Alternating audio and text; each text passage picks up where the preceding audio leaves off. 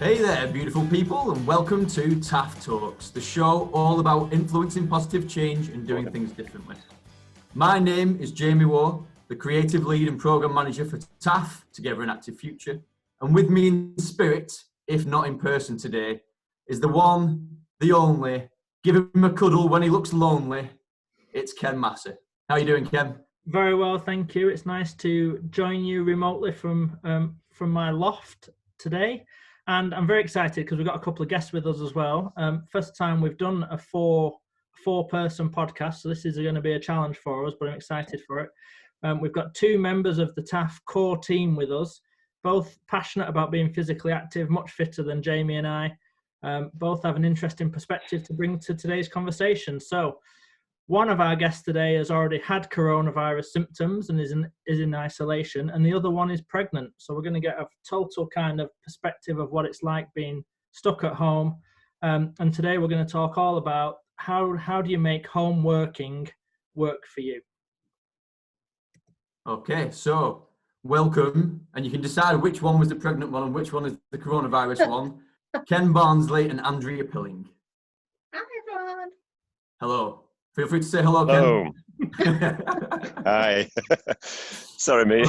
Yeah, carry on. That's all right. We just want to test your microphone is working, which is cool. Right, so we will ask you both for your one personal success factor for this podcast, please. And we'll start with you, Andrea. Okay, so I guess am I allowed a cheeky two? The first one's a little one. Just to I'm going to do it anyway. Just to experience the very first ever podcast I've ever been in. How amazing is that? And also just to be open and honest with people, hopefully that can maybe relate. I'm sure a lot of people will be able to relate to everything we're going to talk about. So hopefully we can help, if not one person out there, by talking about this today. Okay, wicked. So over to you, Ken B, for your one. Yeah, it really will be one. The thing that will make it successful for me is just to get over what it's like to try and put a little bit of public health into all the work that we're doing. We do some fun stuff and we do some not so fun stuff, but just to try and get that across to people and hope that they pick up on it. All right, Brill. We'll cover them at the end to make sure we're doing it. So the first one, Andrea, the success factor, we'll cover it anyway. Your success factor was to experience the podcast. You already are, so we've already achieved that. Take it off. No. So the second one, to be open and honest, well, that's over to you as well. These are really easy success factors, to be honest. And Ken's is around getting across that kind of public health side of things, and people understand that a bit more. So let's get into the first bit of this, which is, so obviously, between us, we're not really classed as key workers, the majority of the TaAF core team as it stands. And so we are working at home. And we have been doing now for probably third week, I think it is. So we'll cover the personal and reflective kind of thoughts on the reality of that, maybe in the second half. But let's just start by talking about the reality of that from a work perspective. So Andrea, we'll start with you if it's okay. So 3 weeks in now, what is it about this that's kind of maybe working for you? What adjustments have you had to make for this to feel and be effective?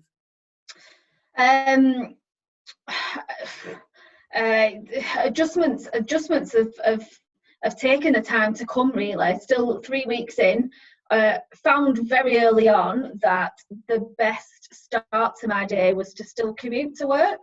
So to still get up, do everything that I would normally do, and go to work. So walk around the block, come home, and sit in my dining room. It took me only a couple of days to figure that out, and I'm glad I figured that out earlier rather than later. And I know you're taking that to the nth degree, aren't you? Because you even take your fob and pretend to swipe your front doorbell as you walk in. Yeah, and sign in. Sign in, health and safety.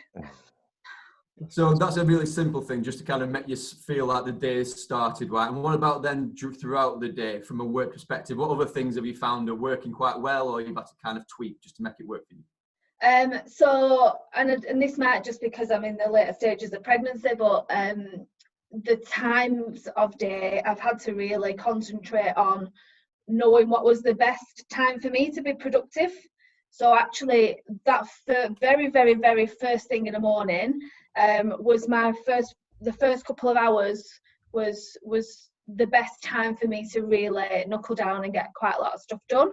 And then potentially just not being as productive as I would like, kind of going into lunchtime, early afternoon, but then later on getting a bit of a second wind. So I've had to just adjust my timings and work around when I felt physically able to kind of crack the stuff that I really needed to do.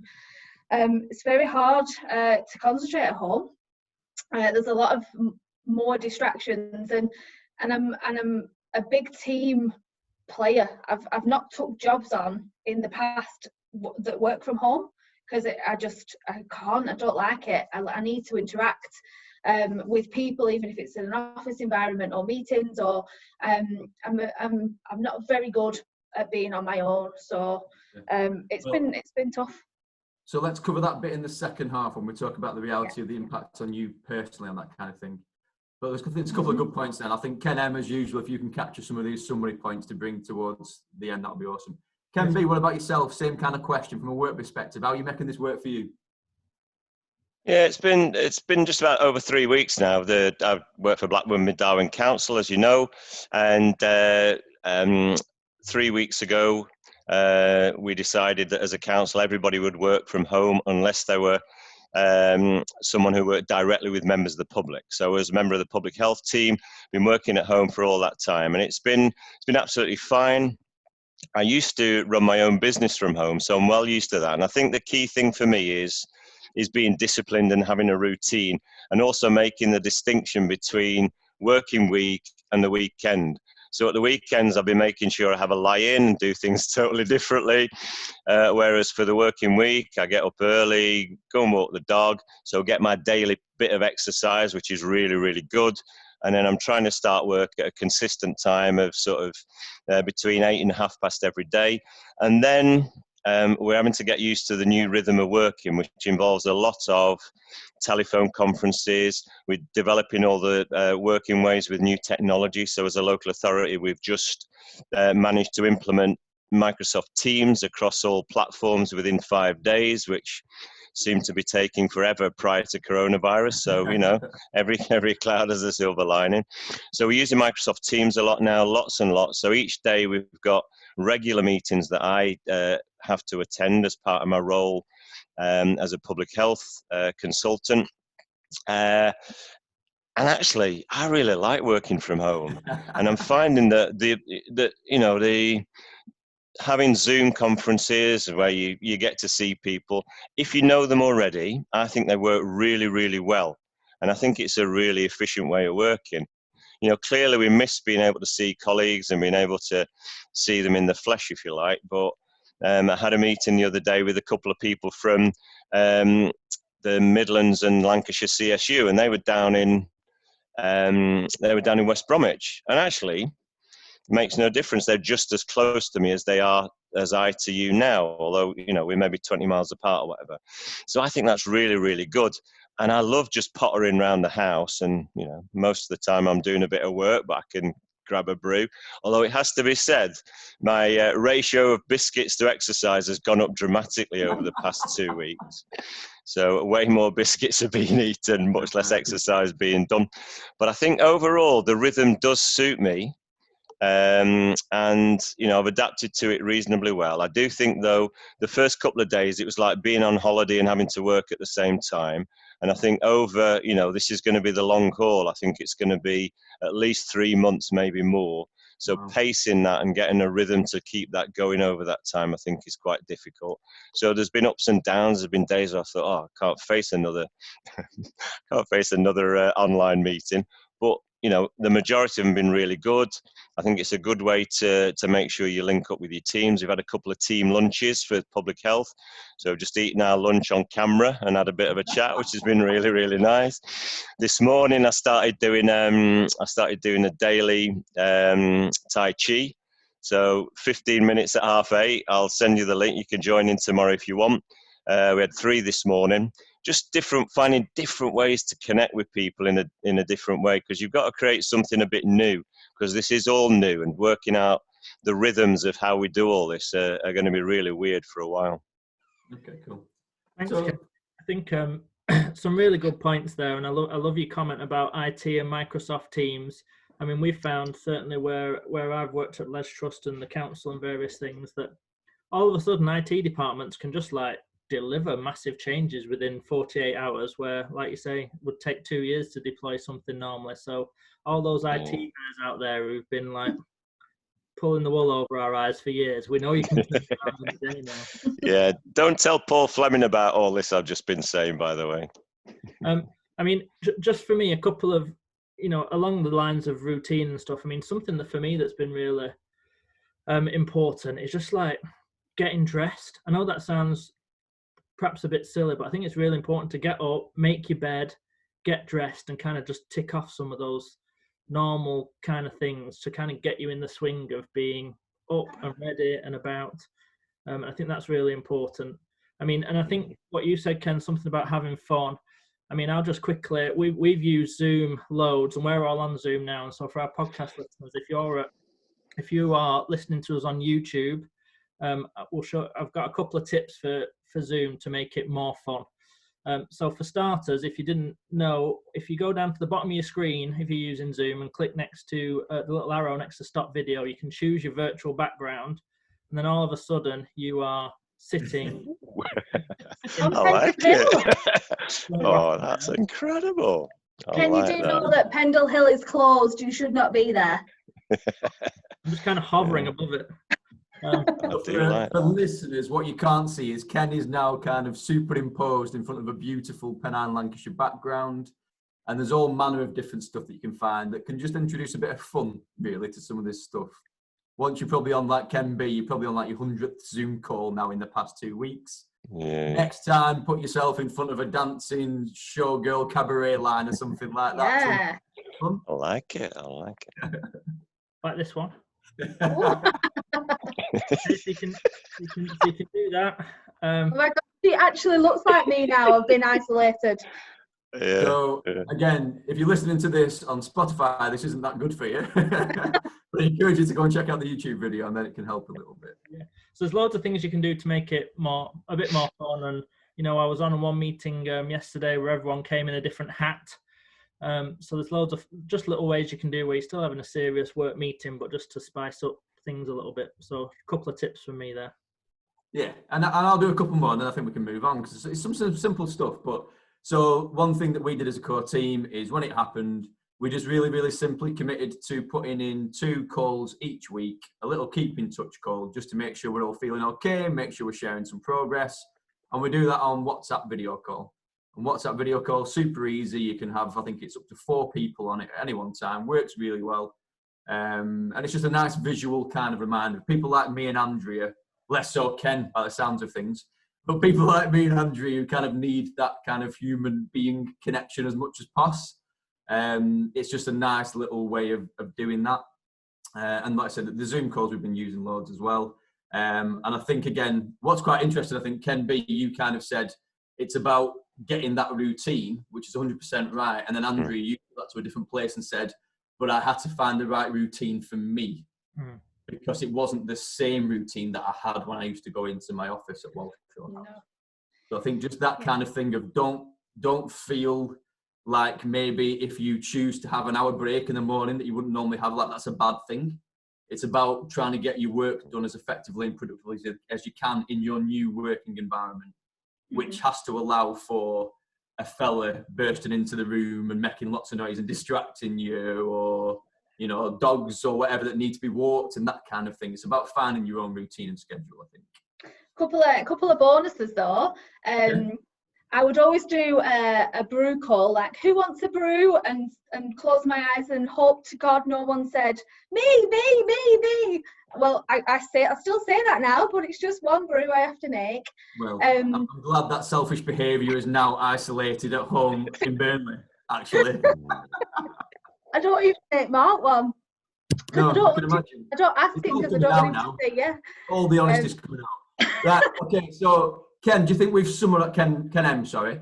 Do you think we've summarised our points, or do you have anything you want to kind of cover before we move into something else? No, absolutely. Yeah, I think the commuting to work, getting exercise, that kind of thing is really important. The routine and finding the right productive time and routine for you, making it fun. I think Ken's point around just keeping the week separate from the weekend is really important, and not letting it start to merge into 7 days. And for me, getting dressed, big important part of the day. You don't do as good a work in your pajamas as you do in your suit, which is why I'm sat in my tuxedo now doing this podcast. But only the top half, which is weird. Right, okay. So shall we move into our little fun break part now, Ken? And I'll ask you to lead this bit. Yes, so you guys won't be totally ready for this, I don't think. But in the middle of our podcast, I'm sure you've listened to some of the others already, or I hope you have. I'd be offended if you haven't. If our own team don't listen, we're on to a downer, aren't we, really? But because there's two of you, we're going to do our Pennine quickfire questions, which in effect, we're going to ask you a question. You say the first thing that comes into your head, but we're going to alternate between Andrea and Ken. We're going to start with Andrea and then come to you, KB. So, and to just add a bit of pressure, we're going to put a timer on. So it makes you feel like you're on some kind of countdown. And if we think you've said something outrageous, we're allowed to stop the timer and quiz you on it a bit more. But otherwise, we're just going to keep going. So let me just pull up my questions here. So Ken M, you are literally on everything now, because normally I help you out with the time a bit. It's all you, pal. I'm scared that this is before the watershed. I'm scared what I was going to say. Is it just one word we've got to give? No, it's just whatever. Just first thing that comes into our head. Yeah, okay. Can you hear the timer okay? What can you? Yeah. Right, Andrea, you ready? Are you Carol Vorderman or? Yeah, something like that. Okay, Andrea, what is your nickname? Ange, which gets everyone really confused. Everyone thinks I'm called Angela. Ah. Yeah. That is a stupid nickname. Yeah, rubbish. Yeah. What's your favourite movie ever? No, Ken B. Oh, Ken B. Blues Brothers. Oh. Andrea, Blues Brothers is my favourite movie ever. The best film ever made. Very good. Andrea, one thing that annoys you? Oh my goodness. Lateness. Ooh, very considered. Ken, one thing that excites you? Going cycling. Shock. Had to No, be. Ken B, you knew that was 100% always going to be the answer. Yeah. It was an easy one, that. Yeah. Andrea, how long does it take you to get ready? The minute, 20 minutes. Normal, Yeah, normal life? If you could start doing it at 25, that would be good. No, normal life, an hour. Oh, blimey. Ken, describe yourself in 3 words. Bearded, part Spanish, that's cyclist. Very good. Are you actually part Spanish, or do you just like Spain? I just made that up. I'm not really. I'm sure I've got the odd molecule in there somewhere from the Basque Country, but not that'll really. be the San Miguel you've been drinking. Is that Spanish? That's probably not Spanish, is it? It is, yeah. Well, at the moment, I'm mainly drinking Corona. Yeah, very topical. Yes. Right, we're getting back to it now. Focus, people. Okay, come on. Left. Andrea, qualifications, experience, or personality? Personality. Okay, Ken, if there's a spider in your house, do you kill it or set it free? Set it free. I love spiders. They kill flies. Weirdo. Andrea, if you had one superpower, what would it be? To fly. To fly? Really? Good shout. Yeah. Go anywhere in the world, like, whenever you want. planes and stuff, don't you? Well, not fly fast then. Right, this is the most important question. No timer for this, but instant reaction. Ken, we're coming to you first. Here's the question, the most important one of the podcast. Jamie or Ken? Jamie. I don't know why I said that. And you're the first person who ever has, Ken, so you're probably just out of Ken. Andrea, Jamie or Ken? I suppose it's in relation to what? No, move on. There's no need to get into the details. Let's carry on. Okay. Just came to mind. Andrea, Jamie or Ken? I'm going to balance it out with Ken. Oh. Thank you, very diplomatic. Mhm. Diplomatic, but also like, I don't know, like. Sorry, boss. Did it feel like she was throwing you a bone, Ken M? Because that is what was happening right then. Yeah, a little bit. Good. Right, okay. So now let's get into the second bit of this, which is still about the reality we find ourselves in now. But I think what I want to touch on is some more of the personal side of it and how some of this is starting to affect us as individuals, both the good and the things that are a bit more challenging, perhaps. So, Ken, we're going to start with you, if that's okay this time. So, correct me if I'm wrong, but you and your wife have both had coronavirus, or at least the symptoms, because I know I probably didn't get tested because it's more about symptoms and stay at home. So tell us about maybe just the impact on you of that in the last few weeks and just generally how that's been feeling. Yeah, we both had it, although obviously Joe had it a lot worse than I did. At least that's what she'll tell you. Oh, right, okay. I just had a bit of something. She had coronavirus. She had a high temperature, cough. So that started 2 weeks ago today. And I started with symptoms 2 days after that. I just had it was just like a flu. It manifested like a flu. So I was hot and cold and achy all over. That lasted for about 2 or 3 days.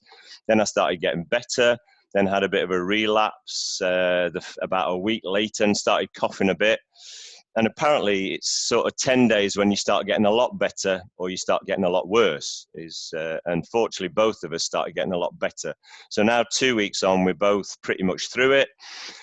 So what it did mean was that I've had to live at Joe's house because we don't live together permanently before that. I have my own house in Prestwick. She has her house in Chorlton. So I've been living here. So it's been a complete change of circumstances for me. So I had to get used to that for one thing, but it's been absolutely fine. We've lived together really, really well despite being ill. So through all of that, I think the one thing that occurred to me was that if I'd have been at work, there probably would have been a few days where I would have called in off sick. Whereas it happened because I had telephone meetings, I could kind of almost pick and choose them. So I'd take a meeting and then I could have a bit of a breather and have a bit of a rest and rearrange the way that I actually did my work. So I didn't actually have any time off as a result. And obviously it made some difference to our household and the way we live because we were effectively self-isolating. And we've got a lodger, so the three of us are stuck in the house. We had to call on my daughter, who lives at my house in Prestwich, to bring us food parcels because we couldn't go out for shopping. So it made a few differences, really. And then what we also noticed was when we got it was before the big lockdown, which came on the 23rd of May. So in a way, we were kind of operating a little bit normally. We still, although we were ill, we were taking the dog out for a walk because dogs have to be walked. And on the Saturday, we were both a bit ill, but it was a beautiful day and we went out for a long walk in the countryside. Now, in retrospect, we probably wouldn't have done that. When that weekend was the weekend, everybody was going out on big walks and, the hills and the big parks were packed out with people. We probably wouldn't have done that in retrospect, but we did. So in terms of the impact of that, I think the big thing and the lesson from that is that now we've come through it, and that feels pretty good actually, because I think a lot of the thing with COVID is it's the fear and the anticipation that you don't really know what the impact's going to be, and we clearly do know. I mean, I personally have experienced a good friend of mine who got it. He had complications and he passed away.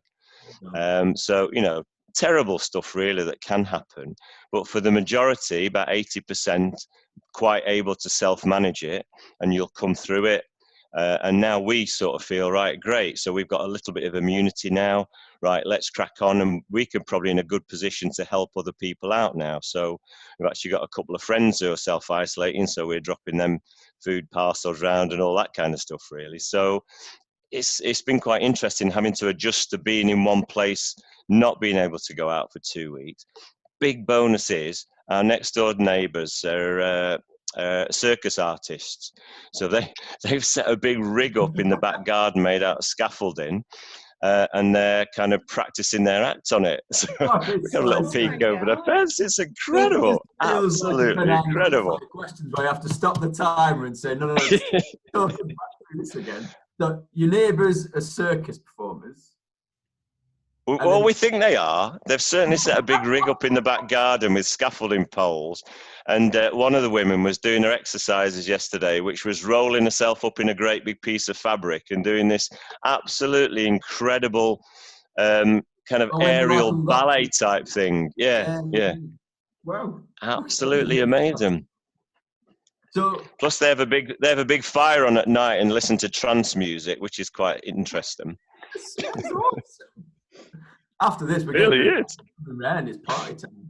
Yeah. So I think a couple of points that I covered out of that, Ken, before I come on to you, Andrea, is I think one thing you talked on there was there was a little bit of a kind of a fear element, because it's almost until something hits you and it's getting a lot of press, there's a little bit of anxiety I could feel I can do to you. Yeah, Actually, big anxiety. Yeah, but then the reality is that when you're in it, you can kind of deal with it better because you don't know what it feels like, and maybe it didn't feel much different or more scary than the flu that you've had in the past, and maybe that helps that. And then I think the other thing is interesting.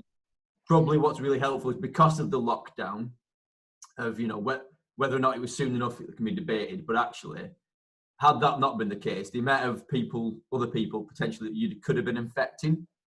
Yeah. I think correct me if I'm wrong. You'll know better, but the ratio is, if one of you really easily infects 3 people and they infect 3 people really, really quickly, then a few thousand people have been infected in the space of a day. Yeah. So I think that bit of early lockdown has probably, in a nice way, saved you and Joe from potentially affecting others. Yeah, that's absolutely right. And the people who develop the symptoms, they are likely to self-isolate and stay away from others. It's the people who have the virus, and there's a lot, but don't have the symptoms, so they don't know they're passing it on. So, so the big advice is just keep washing your hands and stop the rate of transmission. But we were lucky, and as a result, we self-isolated and therefore not passed it on to others. And then getting a free circus show every night. And well, that's the best bit. So, Andrea, coming on to you a little bit. So, different situation for you from a personal point of view. So, Andrea is the project coordinator for Together an Active Future, and also leads our work stream around new parents. And as Andrea has kind of said herself before, she takes that job so seriously that she decided she had to live it herself by becoming pregnant at the time, to test out what it's like to become a new parent and test out the system and things. Dedication to the good role. Dedication indeed. So you're at the moment, you are quite heavily pregnant is a bad term, I've realised as I'm about to say it. You're quite far on in your pregnancy.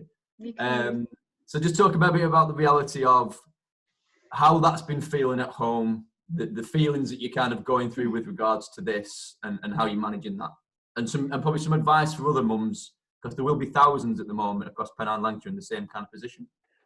Yeah, feel free, if you want to put the timer on me, you can, or just wave at me when you think I've rambled on enough. I've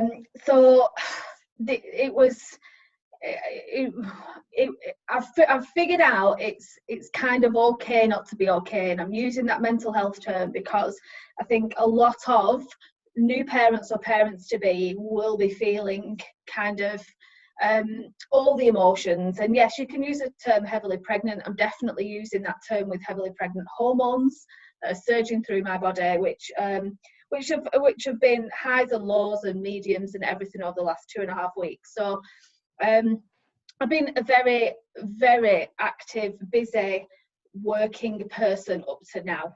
So I'm 32 weeks pregnant.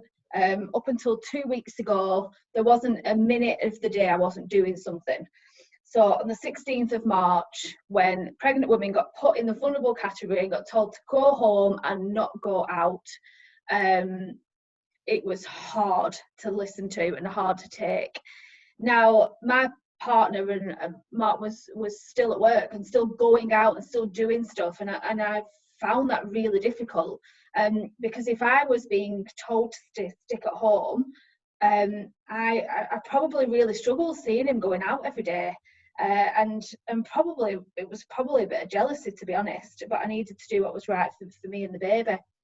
And what I found that week was it kind of hit different people at different times, the seriousness of what we were going to have to go through. And I think I was one of the first. So on the 16th of March, we all had a core team meeting. We were coming to work as normal the day after. We got a message at 7 saying, "Come and get your stuff," and then you're going straight home. And it was a tough day. Found it okay maybe on the Tuesday and Wednesday.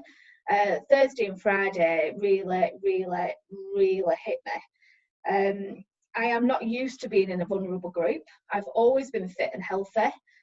Always used physical activity for mental health purposes and to really feel the best I can feel. You generally feel fit and well in yourself, and then you are grounded, essentially grounded at home. And then loads of things just drip fed over, the course of hours, definitely days, until the lockdown came on the Sunday after. I don't think I've ever spent 2 weeks at home in my life. So I'm proud of myself that I've done now well over 2 weeks at home, still managed to work through things. The most upsetting thing for me was everything that maternity services was having to drip feed us. And everything kind of that you were seeing, and so many upset, anxious first-time mums, fifth-time mums, everyone was feeling the same. Now, I have to say, you kind of now look back and realise how blessed we were as new parents for a system that allowed us to have patient choice. You had a choice in everything. You were given the opportunity to have the birth you wanted to have the people there that you wanted to have there. The system really flexed around you as a new parent. It was amazing, and I think probably a lot of people now will look back and maybe have took that for granted, but now you are being told, and a lot of things are now back enforced, and again just over a few hours that this is how it is and this is how it's going to be, and all for the right reasons. But it's a hard pill to swallow. This is my first baby. It's an IVF baby. We've been on a long journey, and the most heartbreaking thing for me was to know that Mark had to leave straight after, couldn't spend time with me or the baby. Who knows what, I'm due in 6 or 7 weeks. Who knows if this will be lifted then. But I think, and I'm 36 years young, and my mum's been waiting 36 years for this moment as well. So for my mum not to be able to see her grandchild, potentially if we're going into a 12-week situation to mid-June, she's going to miss out. Now I know she's really feeling it, and I know she's being strong for me, and I know there are millions of women that will be feeling the same as I am feeling right now. So I'm not necessarily sad for me, I'm sad from others around me. However, we are very lucky we're going to be able to have this. Also, another little bonus, kind of breaks up my lockdown. I go on maternity leave and leave you lot to still be working from home, and potentially I'm able to do something that distracts me for the last month of a 12-week period, where potentially, hopefully that it doesn't get extended, my life will completely change. So yeah, up and downs, definitely up and downs, a lot of acceptance, a lot of sadness, like I said, for others, and physically, actually, because I've been so on the go, I'm physically hurting. So the pregnancy now is suddenly taking its toll on me. So hips, back, everything, just I feel about 150 years old. So let's, on that note, so I think, Ken, you can be capturing some points along there. I know I was kind of saying Spain, you're doing it. And I think one thing that I just want to kind of draw out there is some of this stuff does make you appreciate the services and the people that we've got wrapped around, whether it's the NHS or social care teams or whatever it is. Yeah. That actually, like I said, there is so much flexibility in the offer that you kind of get as human beings. And unfortunately, it does take something like this to make you realise, wow, how lucky we have got it. as well as the fact that when it does go like this, we still have amazing people wrapped around things, working as hard as they possibly can to make it as good as it can be. So I think really kind of quickly, I'm going to bring in you, Ken M, on this one, because you've been very quiet in this podcast and it's disturbing me right now. I think if we can just touch on a couple of points each, maybe just one or two really succinct things of, based on what you've just talked about, your own personal experiences of how things are affecting you, what are you doing to help you get through that? So whether that's getting yourself active to help, or whether that's just keeping in touch, whatever it would be, just some little tips of things that you're saying, do you know what, it's hard right now, but this is what I'm doing to make it easier. Ken M, let's talk to you about it a little bit. I mean, for me, I think it's a totally different experience. I've been fairly quiet listening to Andrea in particular, because I'm, just really moved by the story and the openness and the honesty. I think will really help a lot of listeners. I mean, for me, I'm on the total opposite end of the spectrum, because I'm going out every day to work, trying to deliver the services in terms of food parcels and medication support and organising volunteers and running call centres. And the big anxiety for me is bringing coronavirus home to my wife and 5 children. So it's the total opposite end of the scale, if you like. And I've felt fine the whole time. But as Ken described earlier, that doesn't mean that I haven't got it, or potentially haven't had it. So that's really difficult. I mean, for me, probably the one thing I've been doing is totally throwing myself into this mindset of, being a key worker on the front line and trying to resolve these issues. I've got a phrase ringing in my head that a GP said to me a little while ago, and he said, "Ken, look, this is going to be a tough few weeks. This is our world war. This is our conscription. This is you being called to the front line, and we're going to put it all on the line and try and save someone's life." And I've really kept in my mind that actually, if all the work that we're doing from 7 a.m. till midnight or beyond every day, 7 days a week, if that just saves one person's life, I can well up for that. I'd be all right with that. That'd be well worth it. So for me, it's been a really different experience, but hopefully that sense, just a bit of a shout out really to everyone, not just NHS workers who are doing an unbelievable job, but all those at council services and everyone else. If we just save one life, totally worth it. 100%. So then, and give me one thing that you do, Ken, that helps you when you get home at nights to just look after your own mental well-being, because that's massively important as well, because you can't do your job effectively if you're not in a good place. If I'm being brutally honest, the only thing that I do when I'm not working at the moment is sleep. But I am getting a good night's sleep, which I think is really important. So when I switch off, even though it's late, I am switching off and sleeping. And then when I wake up, to be honest, jumping straight back into it. But I think sleep is really important. Yeah, and I think I'll jump in on your family's behalf as well. And having the family that you've got and the wife that you've got enables you to then go out and do the stuff that you're doing as well. And that's a massively important thing for you, isn't it? Yeah, absolutely. That can be for you then, kind of one thing that you're doing to make sure you look after yourself so that you're able to give of your best when you're doing other things. I think the key thing is that separation between work and life, because we're in one place all the time at the minute. So trying to make a separation between work and all the other stuff that I do. So trying to get little pointers in to do that. So going out walking the dog in the morning, that's home. Going back to work and then doing some video calls, that's work. So making that separation, and I think trying to find plenty of things to do that are to do with wider family as well. So, for example, last night we had a big family quiz on Zoom. So we had 8 different households doing a quiz. It was absolutely brilliant. And Ken, we all wore hats, just so that it was really good.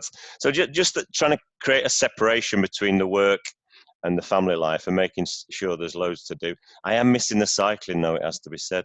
Yeah, I bet you are. Andrea, for you, one thing you're doing to look after yourself? This was a byproduct really, and I didn't do it initially for me.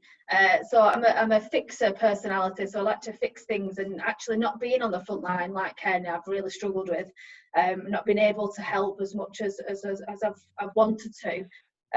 Really has been tough as well, but I, aside from Together an Active Future, I am a fitness instructor in the evenings, and I specialise in in providing opportunities for women who maybe will be less confident to walk into a leisure centre, for example. I have, with wonderful tutorials on Zoom, been able to still continue that, getting everyone involved. And we've chose Zoom and not done a live, for example, because to see each other and to see the community still getting together was really important for us. We've tested things out, and we've now got a plan for April, but I didn't know how much they were helping me. I thought I was helping them, but they'll never know how much they've done for me in the last couple of weeks. I'm getting emotional now. For me to switch off from worrying about being a new mum, adapting to my home life, to come again, still in my everything's happening in the dining room, still in the dining room, with disco lights, glow sticks, and we're going for it. But yeah, I'm excited now for April, just to continue that with them, and knowing that they are helping me just as much as I'm helping them. Brilliant, awesome. Right, there was one other thing, and I think I'm going to suggest we save this for a different podcast, which is a point around what do we think the changes in future work life might look like, learning from all of this stuff. But I think that feels like a more meaty topic, perhaps, to get into a future time. Do you agree? Yeah, definitely. We can pick that up, and there's loads of learning. I think the whole world's going to change, but we can't summarise that in the 2 minutes we've got left. Yeah, well, we could have a go, but we won't. No. Right, okay. So the brilliant thing for me that's changed. Sorry, Jamie. Brilliant thing for me that's changed is bird song. When I go out walking, and I can't work out if there's more of it or if I'm just noticing it more. But I'm certainly noticing it more, and it's absolutely incredible. Thinking back to a previous podcast, Ken M, when someone talked about going for a walk and being present for the first time, and actually noticing something, because your head's not whirring with everything else. That makes a big difference. Yeah, definitely. Beautiful. Right, okay, so we're going to quickly review your success factors, and then we're going to sign off. So, Andrea, you wanted to experience a podcast. Yes. You? Done it. Tick. Good. Let's turn it into a thing you didn't say. Was it a positive experience of a podcast? Yes, and kind of cried a little bit, but anyway. That's all right. Well, this was all about sharing some personal stuff, I think. So, and then your second bit was about being open and honest, and as Ken said beautifully, listening to hear some of those things you said, I think you absolutely did that. And Ken B, I think you wanted to get over what some of this is like from the public health side of things, and just from a personal side of things as well from going through this. Yeah. And personally, I think nailed both of those things as well. I think I did that. I also got a bit in about circuses, so that was an achievement. Yeah, which was unexpected, but very, very enjoyable. Not on my initial list, it has to be said, but we'll put in the YouTube description and the other descriptions of the podcast the address where you can all go and enjoy the circus performances where Ken is. I'll wrap up now, and then as always, what we'll do is we'll leave it with our guest to have the final point. I think Andrew will go to you first for your final point, and then we'll pass over to Ken, and then we'll call it a day. So thank you so much to everybody for listening, as always. If you've enjoyed this, please check out our other podcasts. You can find us on all good podcast providers on YouTube. If you want to say anything about it, you can go on Twitter, tweet away and have your say, and that's at TaAF Talks. But for now, thank you from me and from my good friend, Mr. Ken Massey. And we will pass over to you first, Andrea, and then you, Ken, for the final word. So I've just got a little point, which is courteous of Birth in East Lancashire, which is an amazing support social media Facebook group at the moment, supporting lots of anxious mums, new mums that have just had babies and mums to be as well. And I just wanted to share this with you that's been shared on there, because it really resonated with me, and hopefully it will with you. So when this is all over, pregnant mums, it will be soon. You will be the women who are pregnant or just gave birth during a global pandemic. You're the ones who faced the unthinkable and got through it, because you had to. If you can get through this, you can get through anything. Beautiful, thank you. Ken B, for you, sir.